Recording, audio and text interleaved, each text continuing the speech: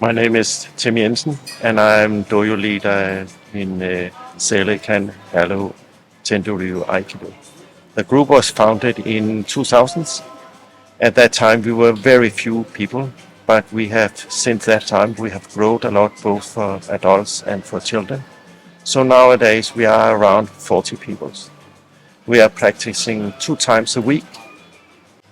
Always try to obtain seminars from Sensei and Kenta Shimizu Sensei.